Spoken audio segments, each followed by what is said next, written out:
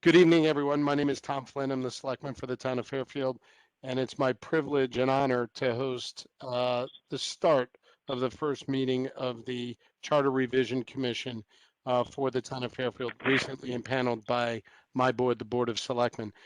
Uh, as many of you probably already know, first Selectwoman Kupchik's mother passed away late last week, which she is rightfully where she belongs with her family. So she asked me to host the beginning of this meeting.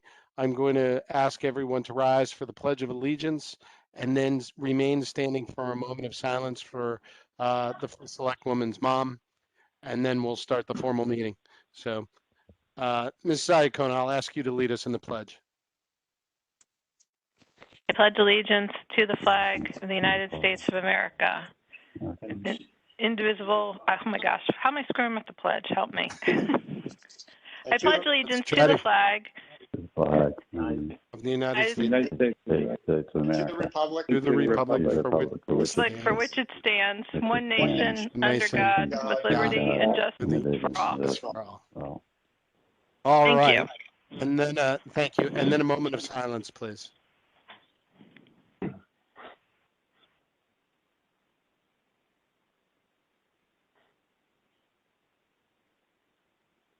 Thank you so much. And I want the Kupchik family to know that they're all in our thoughts and prayers. It's a difficult time.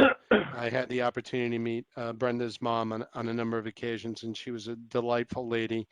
And the whole town is behind that family as they go through this. They've asked that it be private and respectful, and I'm sure our town will honor their request. And our hearts and prayers are with them. All right. I am told that everyone has been sworn in earlier today, so I think we can dispense with that. So you are all officially members of the Charter Revision Commission. I want to congratulate you and thank you for your willingness to serve on this very important commission. This is something the town does every 10 years or so. I think it's been a little bit longer now, Jim Baldwin. It's very important. It's obviously something that the Board of Selectmen takes very seriously. We look forward to working with you collaboratively in this effort.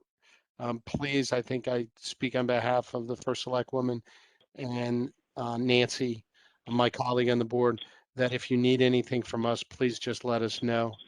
We wish you the best of luck in your important endeavors on our behalf and on behalf of all the citizens of the town of Fairfield. And we all stand behind you as you go through this. I know we hope that you go through this with an open mind, no sacred cows, and a willingness to listen. I'm thrilled that there's a lot of elected officials or former elected officials on this that I have served with because they know the ins and outs of the charter. They know what has been a challenge. They know where the ambiguities have been. They know the situations where some of our town bodies where there's been inconsistencies between our charter and the state statutes. So it's great that we have the opportunity, and Mr. Caffarelli, that you've agreed to serve to help us clean this up. We're very lucky to have Attorney Mednick with us to serve as your leader during this as our representative. Thank you for doing that, and I wish you the best of luck. You've got a talented group to work with, and I'm sure you guys will do great work. With that, I'm going to ask for nominations for chairman of this committee, and I'm going to recognize Mrs. Iacona. Thank you, Selectman Flynn. I would like to nominate Brian Caffarelli as chair. Do we have a second to that nomination? We have a second from Mr. Matola. Are there any other nominations for chairman? Any other nominations? Seeing none, I'm going to close nominations and I'm going to ask for a vote. All in favor of Mr. Caffarelli being the chairman of this committee? Aye. Aye. Are there any noes? Or are there any abstentions? Seeing none, Mr. Caffarelli, it is unanimous, and I will turn the meeting over to you. I wish you all well, and again, I thank you once again for agreeing to serve and look forward to working with all of you. Brian, it's all yours. Thank you, Mr. Selectman.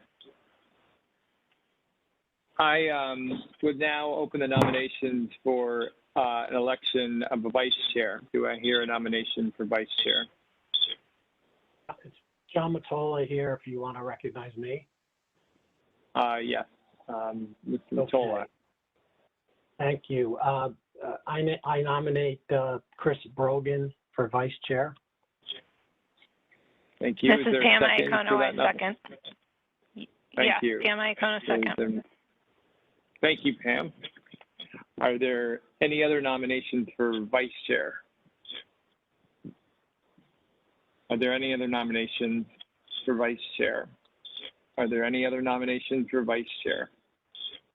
No, doesn't look like it. Okay, so seeing none, then I will ask everyone to vote. All those in favor, please signify by saying aye. Aye. Aye. Aye. And all those opposed? I do not hear any. And are there any abstentions? I do not hear any. So with that, I would like to congratulate you, Mr. Vice Chair, John. And without any objection of the group, I would like to turn the meeting over to the Vice Chair since I'm not able to be on video just for logistical purposes. I think it would be easier if he kind of ran it for this meeting for that very purpose. Do you accept that, Mr. Vice Chair? Yes, this is Chris. I accept that. Oh, sorry, Chris. Okay, thank you. Sure. So I think the next item on our agenda is to nominate and elect a secretary. Are there any nominations for secretary? Mr.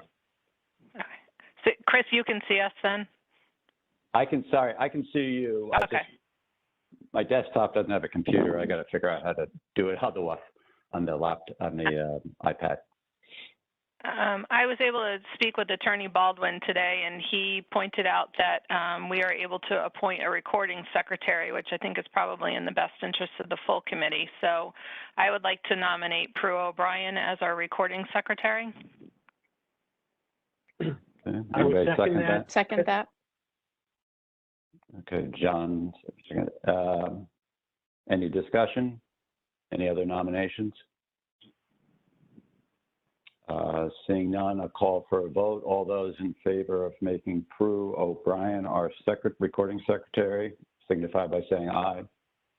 Aye. Aye. Aye. Any opposition? Any, what do you call, anybody not voting? Abstentions, None. no abstentions. So moved. Excuse me? So we approve Prue O'Brien being the recording secretary.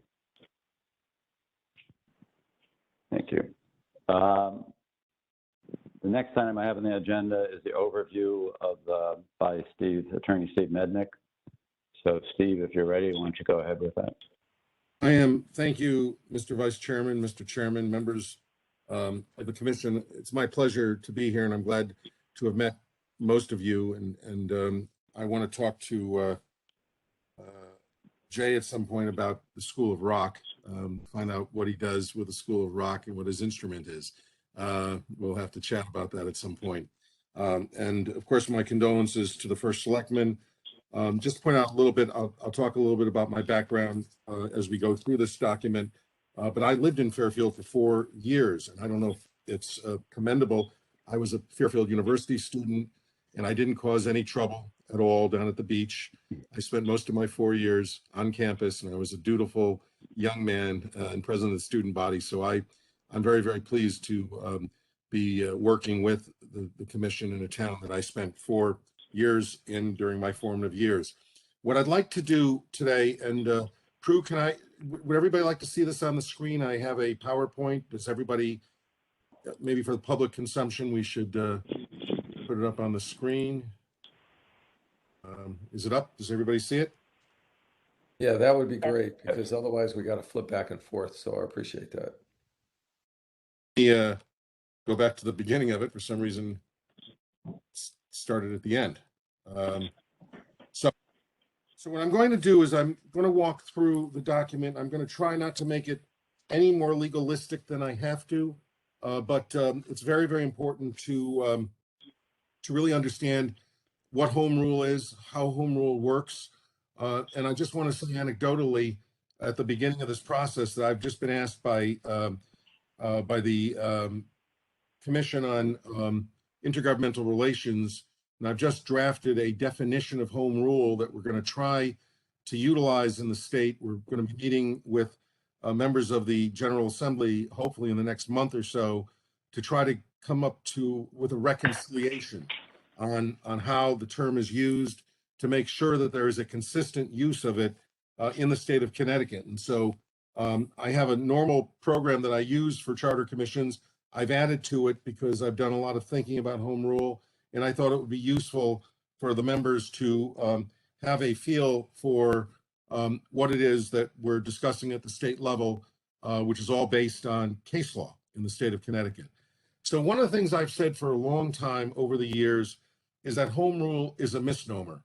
It seems self-evident. It seems like a term that you would understand by virtue of the common usage of the words, but it really means a lot of different things to different people. Some people look at it as local control or local authority. Some even believe that there's an element of sovereignty at the local level. But the words are not what they appear. The term is a misnomer. It's rife with ambiguity and misunderstanding, and we'll talk about that.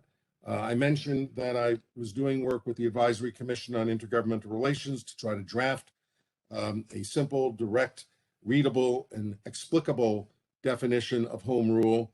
But it's something that these folks in Hartford have thought was important, and we're beginning that process.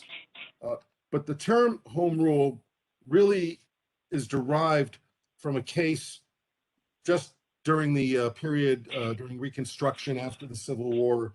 There was a case out in the Midwest in Iowa called Dillon's Rule. There was a judge who made a determination regarding local government and made a point that municipal corporations can only exercise the powers that are explicitly or expressly granted to them, that are necessarily or fairly implied in or incident to those express powers, and that are essential to the declared objects and purposes of the corporation, not simply convenient, but indispensable.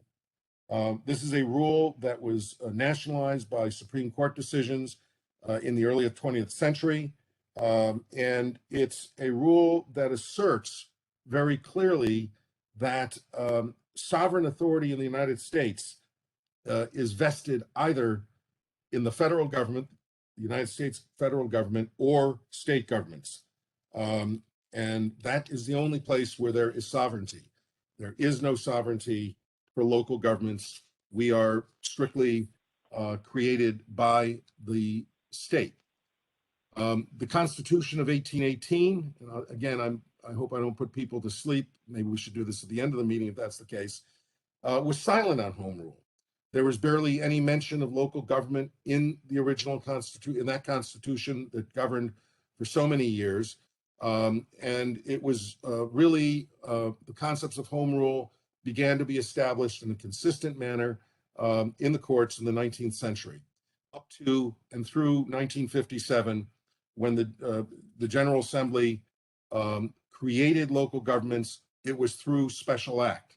And as we go through this charter, we will take a look at some of your provisions, and you'll see some of the provisions that go back to the special act era. One of the provisions that the town attorney and I were going over today, and I think it's going to be an important issue for this commission, is the issue of addressing the seal of the town of Fairfield. You will see that there is a provision that says that the town meeting, at a meeting in, I think it was 1935, I don't have it in front of me right now, would create the seal. Well, the seal's been created. That time frame has been gone. It's a section we will probably take a look at, but it's a section that was created in the pre-1957 period by special act. when the when the Home Rule Act was adopted in 1957, we curtailed the use of special acts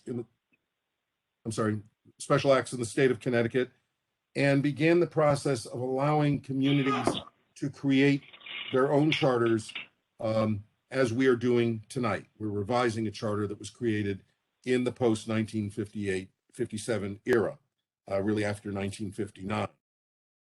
Most of the municipal authority in Connecticut, as you will learn through this process, is found in Title VII. That's where the express and explicit grants of authority are found, but they're throughout. As John will tell you, well, Mira is in Title VII, but you can take a look at the zoning provisions, the education provisions. There are provisions strewn throughout the general statutes that have impact on local government. So the legislative framework, we are what the courts call a legislative home rule state, as opposed to a constitutional home rule state. While our powers originate in the Constitution strictly and clearly created the responsibility for the legislature, for the General Assembly, to provide local governments with the express grant of authority. So there's, again, no inherent rights, no sovereignty. We are basically creations or creatures of the state of Connecticut. The purpose of the Home Rule Act is to basically relieve the legislature of the responsibility of creating special legislation so they don't have to sit there and listen to every mayor and first selectman on what the specific needs of a zoning board are, or of a library board, or of a police commission, but to be able to do that on their own under the general actions of the legislature. And it enables us in the local level to establish a charter, which is what they call the organic law of the town or of the city, that supersedes the existing charter and any inconsistent special acts. In 1965, Home Rule was affirmed in the charter, in the state constitution, where it actually created Article 10th, which has established Home Rule. It says what I just mentioned a moment ago, that the General Assembly, by general law, can delegate to the municipalities such legislative authority as the legislature, as the General Assembly, deems appropriate relative to the powers, organization, and form of government of the political subdivisions of the state. However, it did retain authority as well to continue to utilize special legislation where necessary. And I don't know if Fairfield has done this, but many of the municipalities I've represented occasionally go back and seek special legislation if they run into a jam, if they run into a problem in their charter or in some other way that they need to exercise some role or responsibility that is not explicitly granted. They will go back from time to time to get special legislation, or there's kind of a circumvention of that where they will get general legislation that, if you read, is so obviously geared toward a municipality that it has the same effect as special legislation. But the objective is to really throw the authority to local governments so that local governments can best govern closest to the people. And so the idea is that Home Rule is an artifice, it's a construct for the operation of local government, the orderly operation of government, again, subject to the superior constitutional and legislative authority of the state. No, again, no inherent authority. And I'm repeating this a number of times because some of the biggest mistakes I have seen in the state are mistakes that are made from charter commissions that don't pay heed to that. And that brings me to the next point, and that is silence is not authority. The question for municipal decision maker is not whether there is a statutory prohibition against an enactment, but whether there is a statutory authority for the enactment. Silence is not authority. Now, I'll give you a good example of this, and that is one of my charter commissions last year. Somebody said to me, and I'll bring the issue up and raise it quickly, there's two issues I'll raise. One is a recall in the state of Connecticut, and there's a case called Simons versus Canty, which I argued in the 1980s when I was a young lawyer. And that case affirmed the fact that there was no express grant of authority for recall in the state of Connecticut, and therefore the recall provisions in dozens of charters throughout the state were knocked down as a result of that decision. There are 5 recall provisions in the state of Connecticut, but they're in the 5 communities that have special legislation that created those recall provisions. Same is true of term limits. A lot of towns ask me at the beginning of a process, and you'll probably hear it in the public hearing, can we limit the terms of elected officials? And again, under the same analysis as Simons versus Canty, there is no express grant of authority to do that. And as a result, you can't do it. And so I had made that point. At the very next meeting, somebody came to me and said to me, Attorney Mednick or Steve, there's a town in Fairfield County that has recall.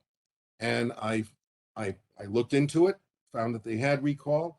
I happened to represent the Council of Governments that the town is in, so I called the first selectman, and then she put me in touch with the town attorney, and they both agreed that they had it. And then I talked to the chair of the Charter Commission, who was a lawyer who I know in Hartford, and he said, well, there's nothing that said we couldn't do it, so we did it. So that town is going to have to ultimately repeal that provision because it does not have an express grant of authority. It's in their charter, but it shouldn't be in their charter. And there's other instances of that around the state of Connecticut with those kinds of cases. And what I usually say to them, if you want to keep your provision, ask your legislator to go to Hartford and enact it, enact authority, and then your charter will be legal, will be valid. But the real key is you need to know that there's a source of authority for this, for your local powers.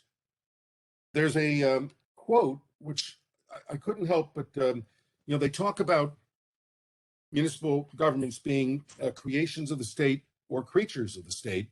And Judge Dillon, back in the mid-19th century, when he ruled on Dillon's case, or not Judge Dillon, I can't think of the judge's name, but the judge in Dillon's case made a determination that state legislatures breathe into municipalities the breath of life without which they cannot exist.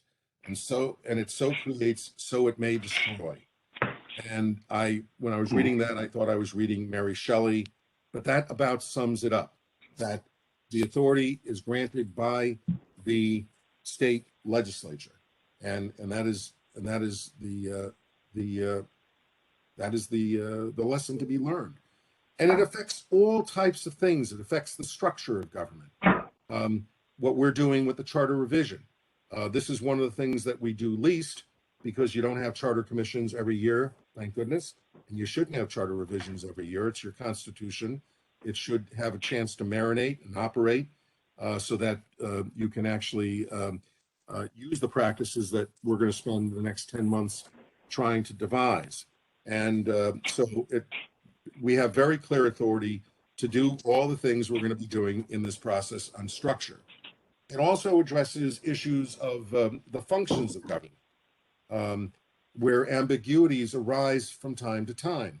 And again, the issue when there's an ambiguity is whether or not you can read into the law a power for a local government that is to be necessarily or fairly implied in the express grant of authority. And that's about as far as you can go. When I was corporation counsel in New Haven, I used to tell my deputies and assistants that when the mayor or the board of aldermen want to get something done, the rule is bend it as far as you can, interpret it as far as you can, but don't, when it starts getting brittle, we need to make sure that they know that they can't do it that way and find another way to do it, or find a way to go to the legislature and change the law. The express grants of authority also impact the fiscal side of the government. And again, John Matola, and I don't want to call him out so much this evening, but John works an awful lot with MIRA. MIRA is the Municipal Employee Relations Act. It's a small part of Title VII, and that act has enormous impact on the operation of government. And I'll give you an example of what you'll see. When you look at your charter, you're going to see disciplinary provisions in your charter relating to police, I think fire, if I'm not mistaken.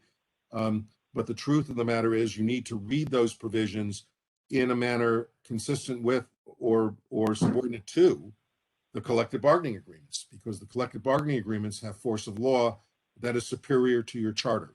So one of the things we will do as we go through the charter is, if we want to make changes in things like discipline and other elements that may be controlled by a collective bargaining agreement, we'll need to take a look at that agreement. And I do note that in your charter, there is reference to collective bargaining agreements. A lot of charters do not have those references, but it's there for a reason, and we'll get to it when we have a chance. And that's the fiscal and the personnel. I kind of mix the two together under the express grants of authority.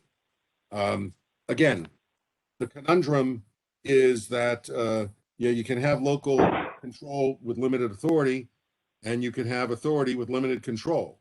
And so the job for you as commissioners, as we go through this charter, and as I try to advise you, and the town attorney advises you through this process, is our job will really be to try to master the art of the possible, to make sure that we create a facile government, a government that is that works for the people of the town, that is accountable to the people of the town, and that falls squarely within the rules of the game when it comes to charters and the state laws that are created that govern local affairs.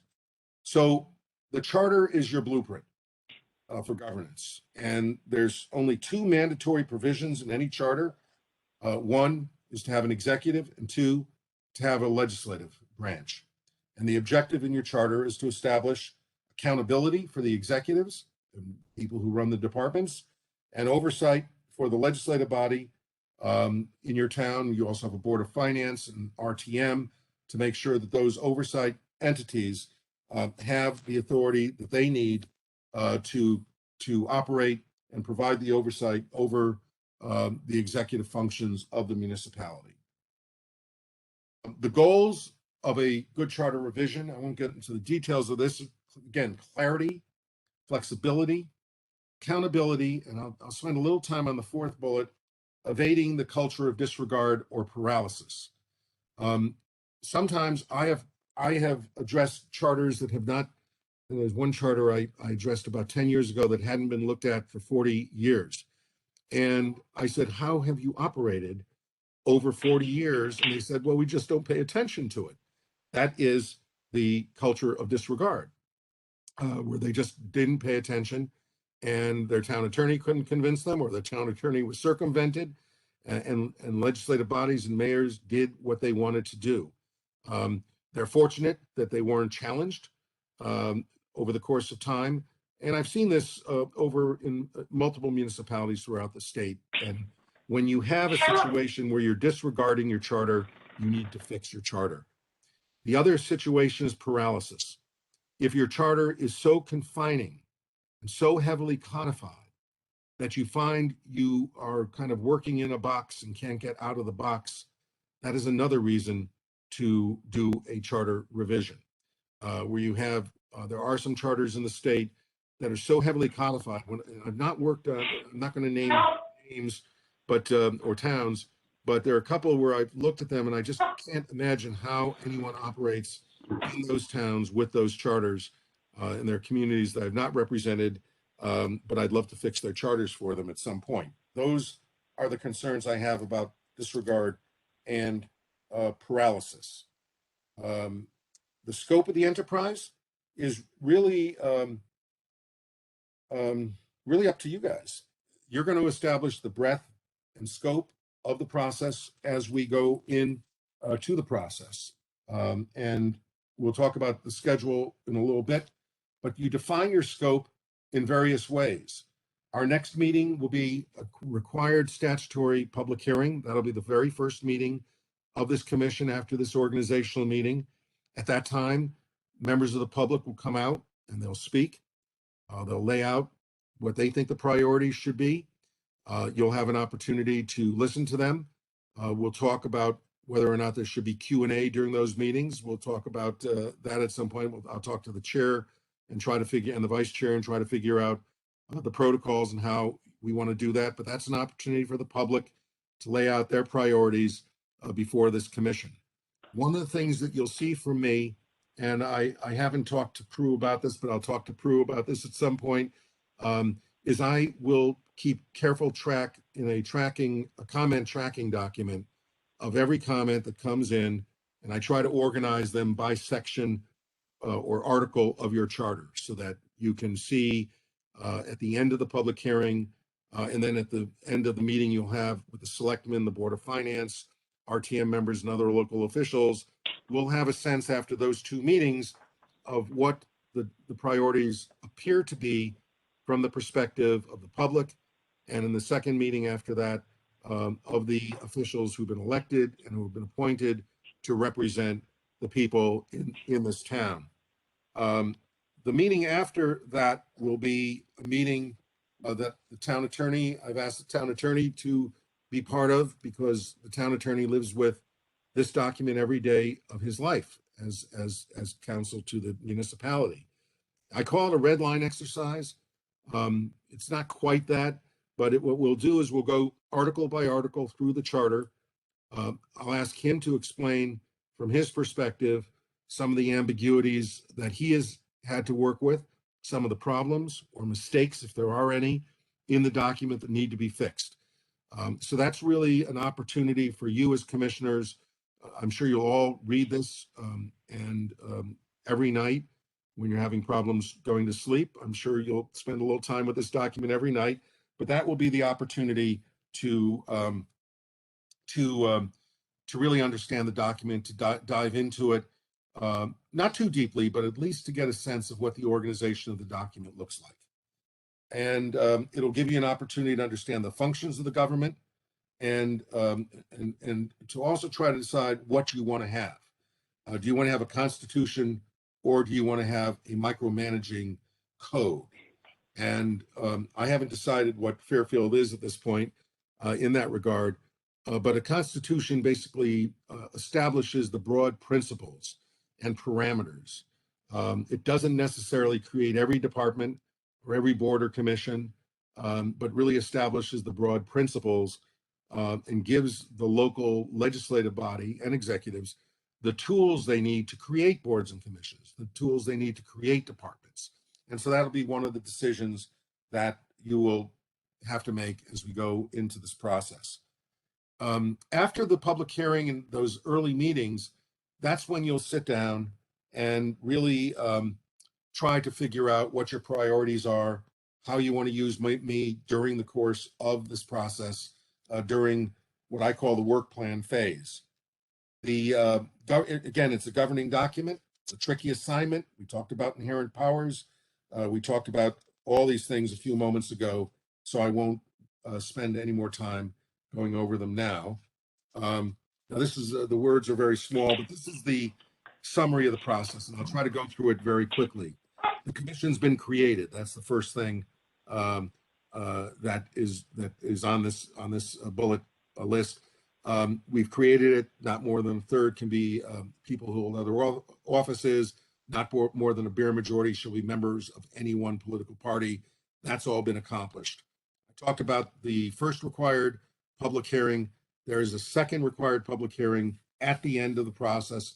Before you vote the charter out to go back to the Board of Selectmen, you will have a second required public hearing.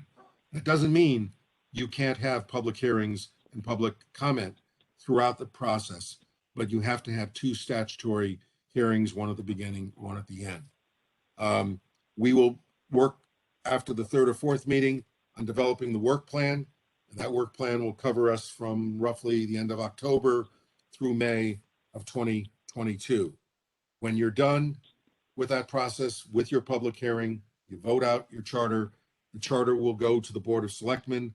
They'll have a public hearing, and they'll have up to 45 days of receipt of the document to respond to you. If they approve your document as is, it's done. It's all done. Then they have to do the questions for the ballot, and it goes on the ballot, presumably a year from November. If they have recommendations that they make within that 45-day period, it's actually within a 60-day period, but we'll try to work with the Board of Selectmen to compress that down to maximize your time. You then have to go back, meet with them, and go through their recommendations. At that point, we'll talk about this later. I don't want to spend a lot of time on it. Your options are narrowed down to only address the issues that have been raised by the Board of Selectmen in that process. You then will formulate your response. If you agree with the 10 recommendations they've made, presumably they will approve the charter with those 10 recommendations, and then they'll develop the questions and they'll go to the ballot. If you don't agree, they'll have to make decisions about what they want to do with the charter, whether the items were big enough to force their hand to kill the entire report or to simply adopt the report without resolving the issues will be up to the Board of Selectmen. So the final action is an action of the Board of Selectmen, which brings me to another little point, folk wave of charter revision processes. And that is this. I remember in one of my early charters in the 1990s, when I started working on charters. I mean, I've been working with charters since the 80s when I was an alderman, and then in the 90s as a corporation counsel. But in terms of restructuring the charters, really came in the 90s in New Britain. And I remember that one of my commissions said, well, we're independent. No one can tell us what to do. And that is true. No one can tell you what to do. But the statute has created safeguards, public hearings, so the public can tell you what they want. The fact is that you're created by the Board of Selectmen, by the legislative body, and your final actions have to be approved by the legislative body. So again, it's really an art of the possible situation. And one of the things I always counsel the leadership of charter commissions is to make sure that we keep the appointing authority in the loop as we're going through the document to make sure that they understand where we're going. And if there's an important issue that they haven't thought about, that they haven't come to the commission with, I think you need to spend time socializing those issues with your appointing authority to avoid a situation where the charter gets thrown back at you on a major issue. So you want to make sure that there's a lot of socialization throughout this process with your appointing authority. Once this goes to, it gets approved, let's assume this all gets approved, it's up to the legislative body to determine the number of questions, one question or multiple questions, and then they submit the questions to the town clerk, or the town clerk will submit the questions to the Secretary of State's office during the first week of September of the election year, and it gets approved at referendum, presumably in the general election of 2022.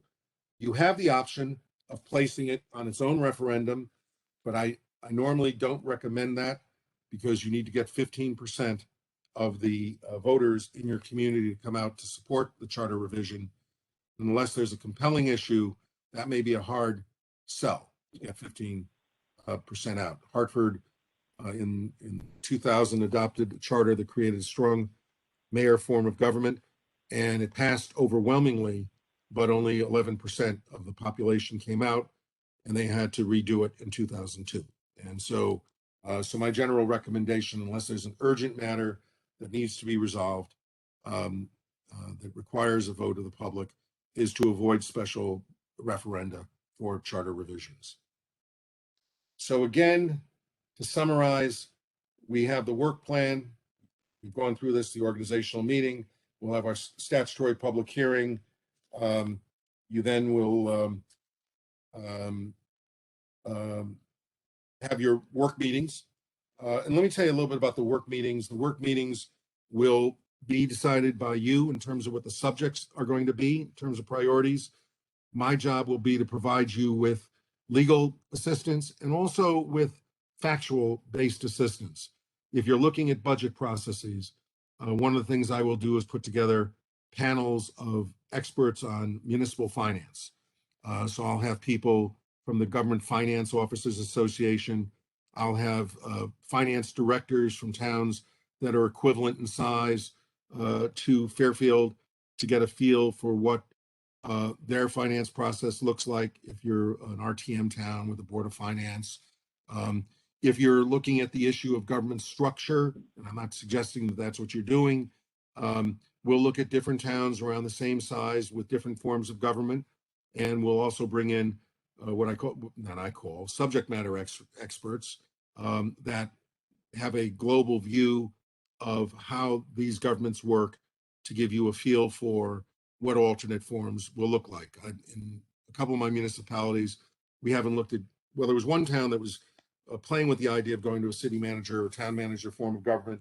So I did bring people in from town manager towns to come in and talk to them about how they operated. I also brought in people who were from governments that went from town manager to council manager forms of government, and people that were in council manager forms of government that went to town manager forms of government in the last 15 or 20 years. One of them was actually within the last 2 years. So I try to put together these useful panels that you are free to interrogate to the ends of the earth to help you make those decisions. And as you go through the process.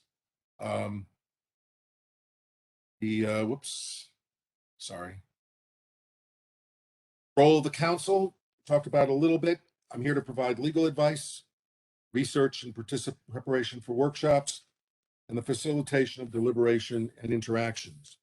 I'll be working closely with the town attorney. One of the rules of thumb that I bring to the position is, again, I'm no more independent than you are. My job is to not create a charter that I think is the best charter for the town of Fairfield or the town of Mednickville or whatever you want to call it. But what is a charter that meets the needs of your town, your strategic planning? I know you went through this process, the folk waves of your community.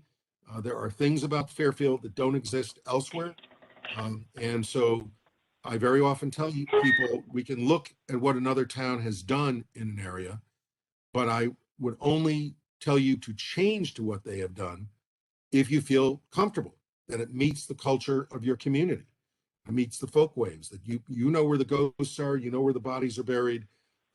That is not something I can help provide you.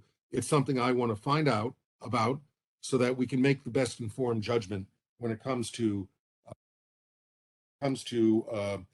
changes that you are going to make in your charter. That's a list of the towns where I've done a number of charters. Fairfield's up there now. I've done many of the big cities, but I've also done some of the cities that are equivalent in size to you. Hamden, I think Middletown is not on that list. I just finished the charter in Middletown as well. And I've done a couple of failed charters in Darien and Portland. And one of my biggest charters, which was I think the best charter I ever did, was the charter that failed in Bridgeport. And we'll talk about that some other time as to why it failed, because there's some instructive lessons to be learned from that back in 2012. I've also worked on a lot of structural reform for municipalities in Stamford, personnel, civil service and procurement. In Waterbury, procurement, civil service, did a major forensic report during the bankruptcy deliberations. In Hartford, I did a major report for them. When I was corporation counsel, led the negotiations for the restoration discussions. When John Stefano became mayor, we negotiated new contracts with 12 of the 14 unions. Served as corp counsel. I'm involved in a major case in New Haven representing the legislative body against my friend, the mayor. I hope he's still my friend. Did a forensic analysis of the transit district for Middletown, worked on procurement reform during the Rell administration. Again, a great piece of work that lost because of some partisan issues, which I think were quite unfortunate. And my favorite project at all, and someday we can talk about it, is my forensic study on the border fence between New Haven and Hamden, Connecticut. It's a great story. We'll talk about it when we all get together sometime. And I've served as counsel to do a lot of work with CCM, the Connecticut Conference of Municipalities. I represent the Council of Governments just north and west of you, the Western Connecticut COG, and the Naugatuck. I represented the Naugatuck Valley COG, and I represent the Connecticut River Council of Governments.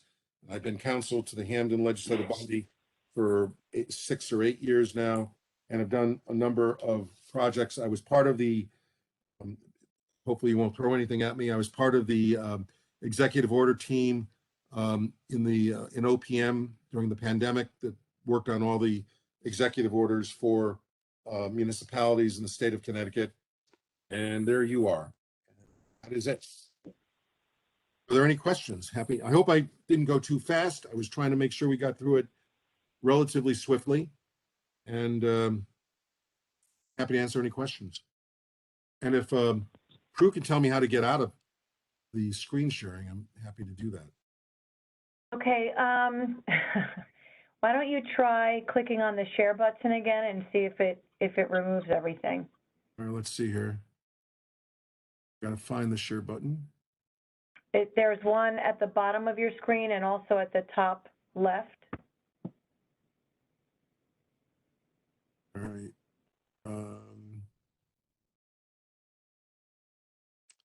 The problem is because I'm sharing, I have this, can't get to the, here we go. Maybe that's muting.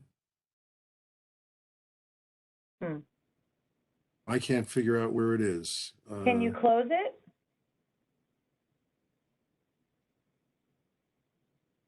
Let's see. We did this a couple of weeks ago. Lock it, participant. It creates this very small screen when, or we can go on with the thing on the screen if you'd like, and I'll answer any questions. No, I'm sorry. I don't. Can you take it back from me is the question. I can't because it's on your screen. Gotcha. What if can you go up and close it, like hit the X in the corner? Will that close here we it? are. Got it. Up at the top of I just got out. There At the top of my screen, I was able to discover at the top of my actual screen, not the screen where I was seeing everybody. So after the babbling, I'm happy to answer any questions. Well, hey, Chris, I know you're running a meeting. It's John Matola. I have a couple of questions. Yeah, sure. Go ahead, John. Thank you. So, Steve, I just want to make sure, maybe it was just a misspeak. The final approval is done by the Board of Selectmen in Fairfield, not the legislative body, right? The Board of Selectmen under charter revision, it is the Board of Selectmen. But I did neglect the final approval is the referendum of the voters, but the local Board of Selectmen makes a decision. And when we do our the public meeting, which I guess will be scheduled for next week, is that advertised anywhere special, like a newspaper or anything to that effect, or is it just simply posted in the town clerk's office? How does that work? It's just posting in the town clerk's. There's no special posting requirements. There are special posting requirements at the end of the process when we approve a charter. You have to publish the charter, and there are specific posting requirements for that. But you would do it in consistent with your local practice. I guess the other thing I would say, Jim, maybe Jim Baldwin can kind of chime in on this. Can we get the word out that we're having this? Because I can see us posting this and getting 2 people to show up. That's all. John, hi, Jim Baldwin, town attorney. Absolutely. We want as many people from the public to attend this meeting as possible. So we are going to work very hard at getting the word out. Absolutely. It's integral to the process. And at the same time, we also want to encourage the public to attend the meetings that will all be public and via websites like this one now to attend those meetings as well. Thank you. Did Jennifer indicate, do we have a Facebook page for the Charter Commission? I'm trying to remember whether I saw that. A web page. We have a web page. A web page. Just a website, okay. Not a Facebook page. All right. Because some of my commissions have used Facebook, and they broadcast on Facebook. They advertise on Facebook to get information out that way as well. Actually, the town website and the web presence for the Charter Revision Committee can have a couple of different sections on it for things like documents, meeting updates, news updates. So we just need to figure out the most effective manner to use the website to allow residents to understand when meetings are being held and get access to information and materials.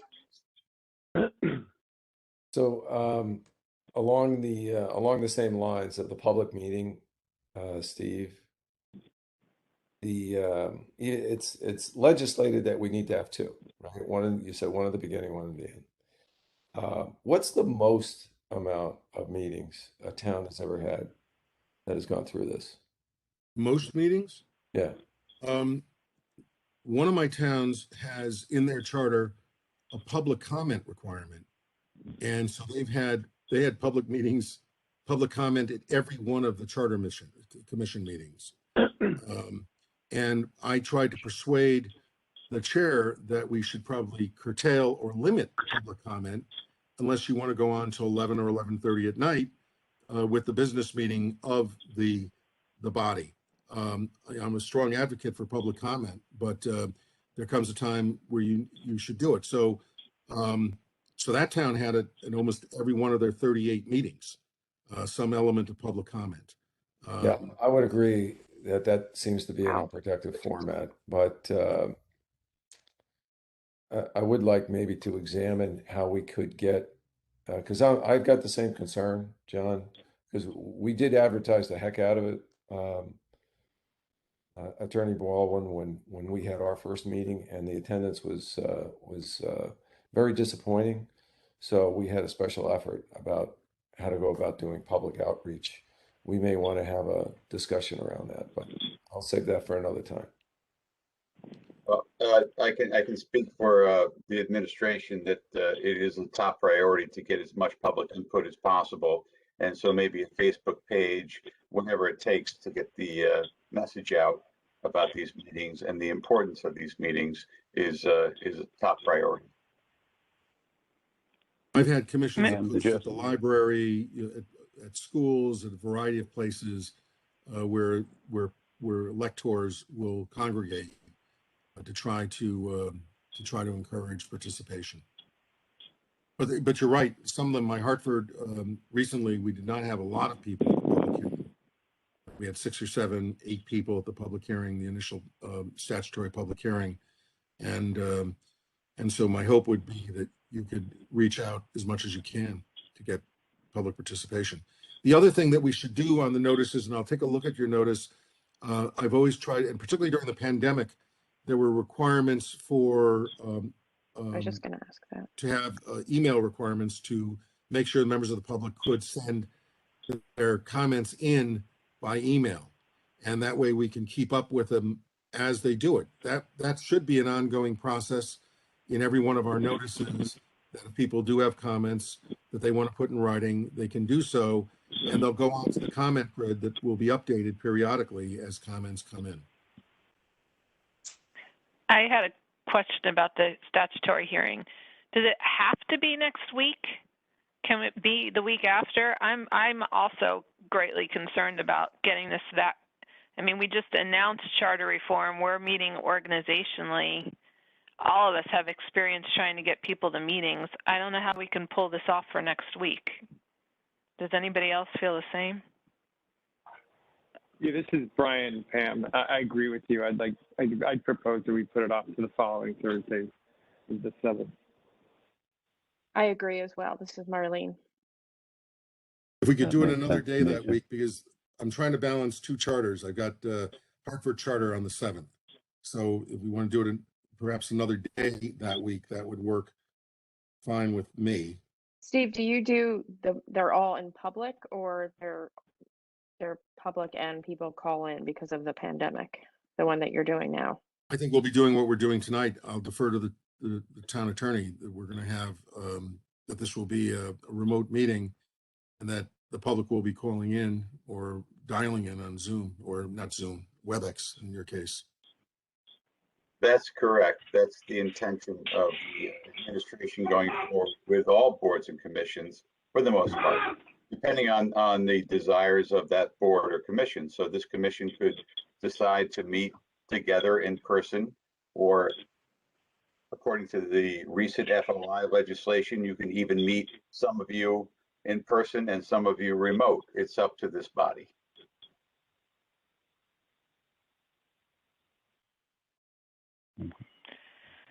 All right, I could do the 6th, Okay. but starting mid-October, I cannot meet on Wednesdays. Okay. Yeah, point of order, Brian, I hear you're back on. Will you want to take over the meeting now? I'm not on video, Jim, so okay. it's hard for me to know I'll who's continue. raising their hand, but okay. Sure, I continue. Right, well, let's move on to that. I guess we're moving, thank you, Attorney Mednick. I guess we're moving on to item 5.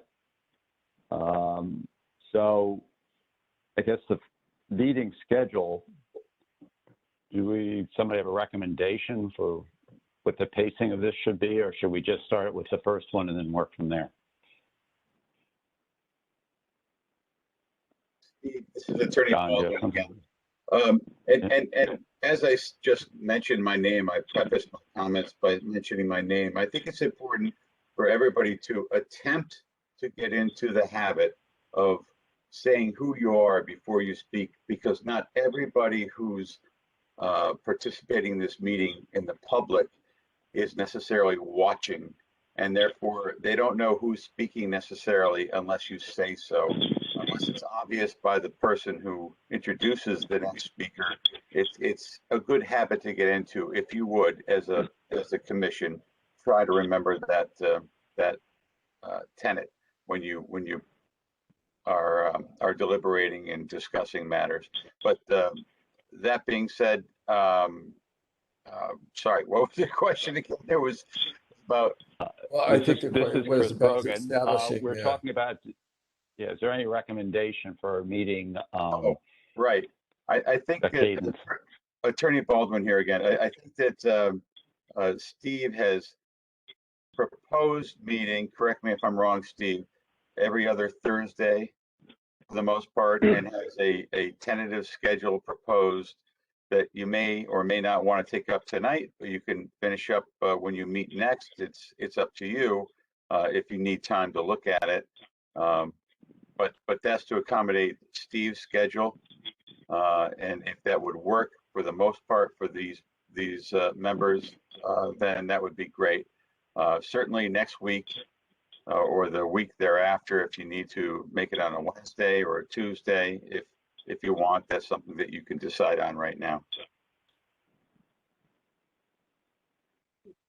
I am John Matola here, if you want to recognize me. Yes, So John. every other Thursday sounds good to me. So I'll second that. All good here as well. John Wynn speaking. Okay. John, That's okay John with Matola, me. do you have a comment? Yeah, I just wanted to say that, so, I don't know if we clarify this. The statutory public meeting, according to this schedule, is September 30th of 2021. And so I think there's some agreement. I just make sure I understand the schedules for Steve and everyone, that maybe we can do that on October 6th. Was that the date that works for everyone? It works for me. John, this is Pam Iacono. Where's the schedule? What am I missing? Did I not scroll far enough somewhere? It's the very last page of the material that was attached. Okay, gotcha. Very last page that was sent to us. Okay. Well, thank you. So this is Pam. I can do every other Thursday. But I would agree that we need to move the statutory meeting, and it sounded like next Thursday didn't work for Steve. I mean, if that Thursday didn't work for Steve. Is that right? That Wednesday would be, I'm sorry, I didn't mean to interrupt. I apologize. All right, this is Chris Brogan. It's Wednesday, October 6th. Good for everybody for this first statutory meeting. Yeah. What time are we talking about? Does anybody have a preference? I personally like the earlier the better, but I know people have day jobs, so that might be hard. Does anybody have preferences or? It's John Matola speaking again. I prefer 7 o'clock. If that works for everybody. It's Pam. Most 7 town is what meetings works start for me too. Yeah, this is Jay. On Okay. the regular meetings earlier would be better for me if it was at 6, but for October 6th, 7 o'clock is fine.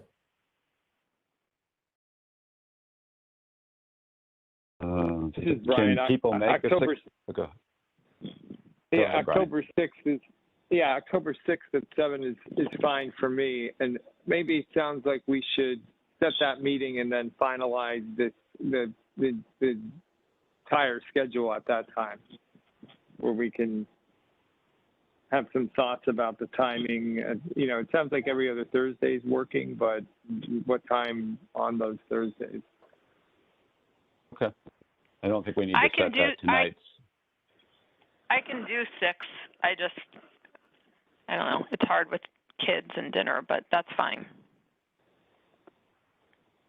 How about we compromise and do 6:30 for our regular meetings? Because 6 is hard for people who work. Okay. I can try to do 6:30. I'm not. I didn't mean that critically. Sorry, I didn't mean it. Came out the wrong way. I apologize. Well, yeah, that's right. Us retired folks, we got nothing to do. You're right. I know that sounded bad, and I didn't mean it that way. 6:30 would be fine. I can make that work. Yeah, I mean, this is Brian. I mean, I'd like to have answered, are we, you know, what is the format of these meetings? I think the timing might, you know, be different if it's going to be, if there's envisioned to be virtual the entire time, or if we're going to try and do in-person meetings. I mean, I think that might be something good to establish before committing to the time, because, you know, that you don't have to rush to get to a location if it's all virtual.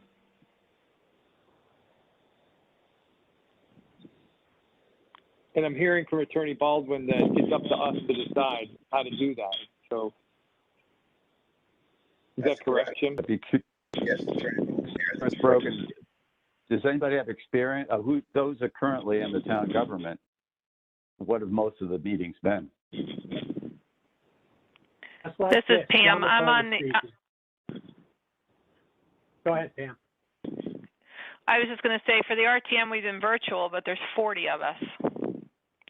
So it's been logistically impossible pretty much for us to get together. You know, the Board of Education's meeting in person. Some of the smaller commissions are meeting in person. We're a smaller group, and we might be able to go in person. I don't, you know, I'll defer to what everybody wants.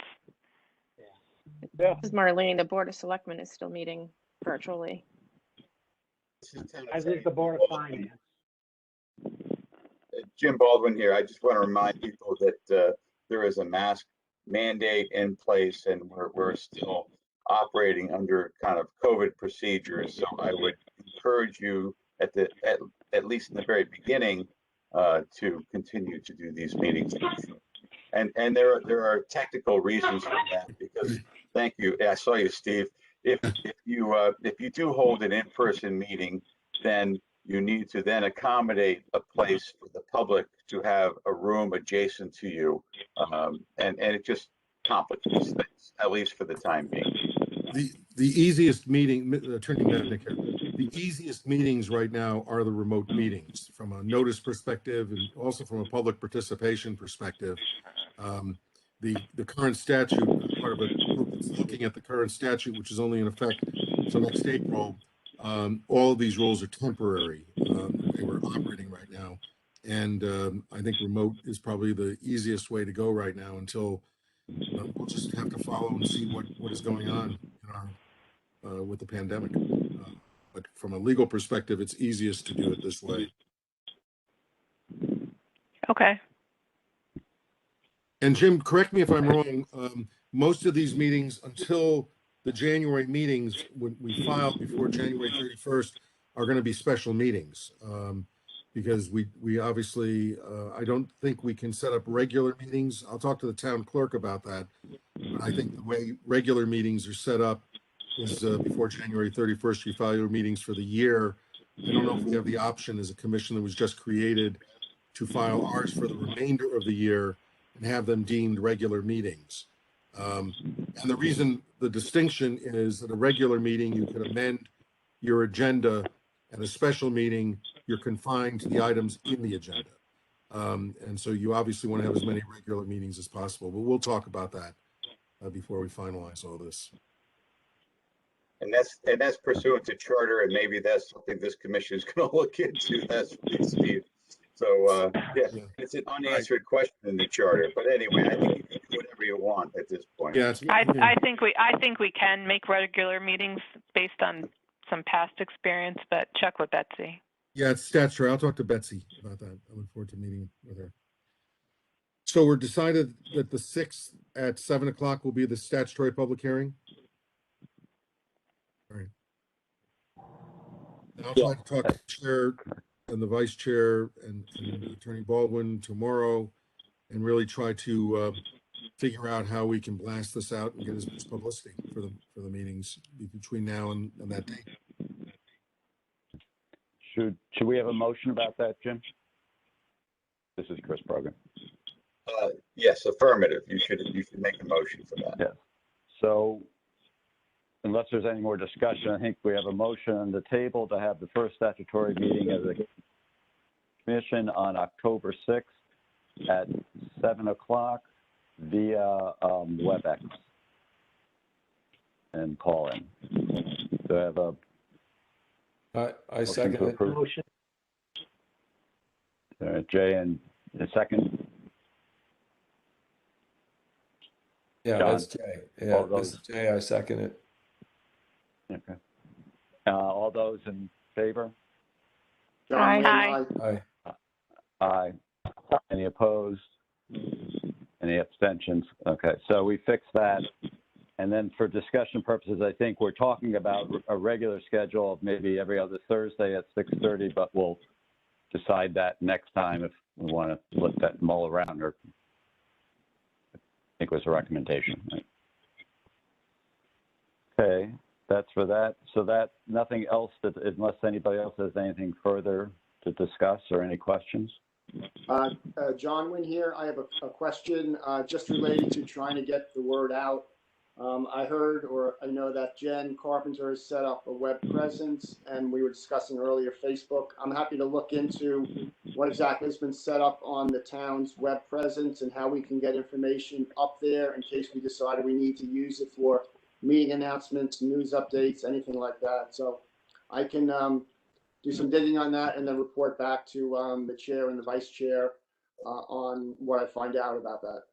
And also Attorney Melnick as well. I appreciate that, John. Thank you. And Attorney Baldwin, I assume that the first selectman can put something about this in her weekly note if there is one going out this week. That would be helpful. Yes. One went out this week. Yeah. It just went out today. I saw that. Yeah. Yeah. So Okay. Earlier. It would be next week, and all the more reason for you to postpone the meeting. But it doesn't mean that Right. the administration can't get the information out ahead of time.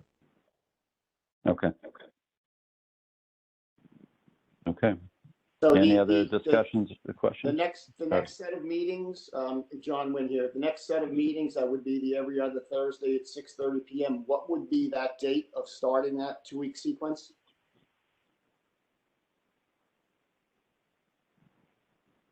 Attorney Melnick, you have a recommendation? I was just unmuting myself.